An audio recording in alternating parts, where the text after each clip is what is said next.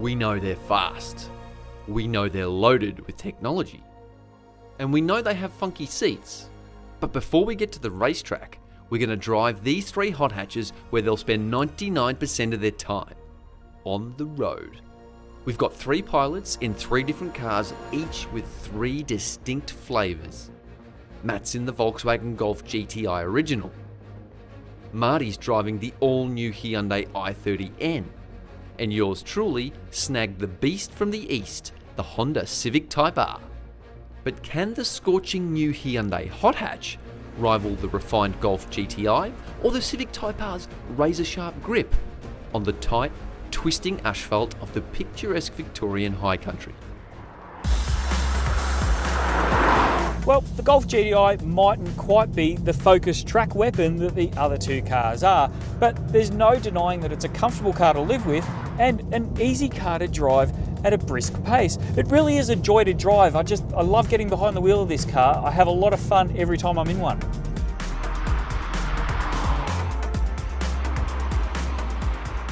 This particular grade of GTI might not have all the engine trim and chassis tuning equipment that the Hyundai i30N does, but if you have a look at the infotainment screen, it is pretty classy. There's gesture control, of course, and it's a really nice interface. In fact, I reckon I almost prefer it to the Hyundais. I think one of the other things that the Golf GTI, particularly in this original trim, has on its side is that it's just such a comfortable and easy car to live with. I mean, sure, the seats aren't as supportive as the other two, but it is really comfortable. The ergonomics all work quite well. Visibility's really good. It's the sort of car you could get in and drive really long distances, no worries at all.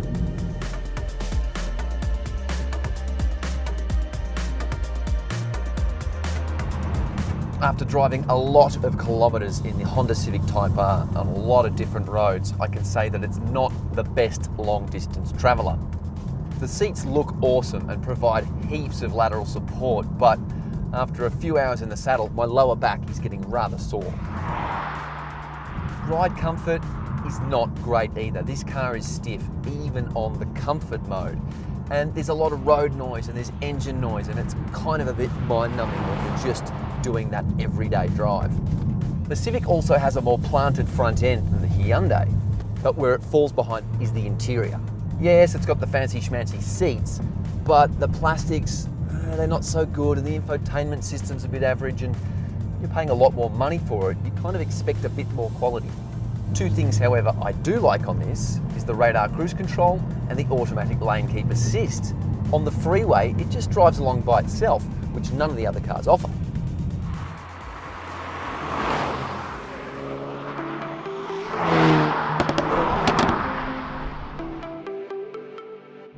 So the i30N really is the Goldilocks of this group. It's not quite as plush in the ride quality as the Golf, nowhere near as firm as the Type R. It's not as noisy as the Type R on any given road. Its seats aren't as supportive as the Type R, but they're far more comfortable than the Golf's. The infotainment system, another case in point, it's super ergonomic. Its screen is up high in the line of sight. It's not as classy as the flush-fitting Golf system, but it's much easier to use than the chintzy, difficult Type R setup. There's also far more technology in this car. It's got a multi-mode drive system. So we can scroll through Eco, Normal, Sport, and then there's an N mode, which is also customizable. So we can separate steering, damping, throttle mapping, a bunch of other parameters just to our liking.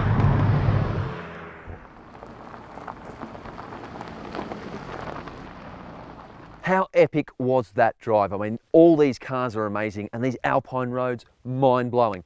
But I got to say, after several hours in the saddle, the Type R didn't impress me as much as I thought it would. I mean, it's just a little stiff, the seats are a bit too firm. Yeah, I think I agree with you, mate. I've spent sort of the same amount of time sitting in the Golf and I've got out none the worse for wear. It's a really comfortable car to drive and it's a really organic experience behind the wheel too. Agreed. As an all-rounder, it's hard to beat, but It is. that i30N is, you know, not just for the price, it's great value. Yes, there's too much plastic. Yes, the steering's a little heavy, but breadth of ability, best car here. Oh, agreed. Yeah, and I think you really got something on that price point too. Like when you look at these three together, the i30's not that much more than the Golf, but it's not that much behind the Civic Type R in terms of engagement and feel at the wheel. So Yeah.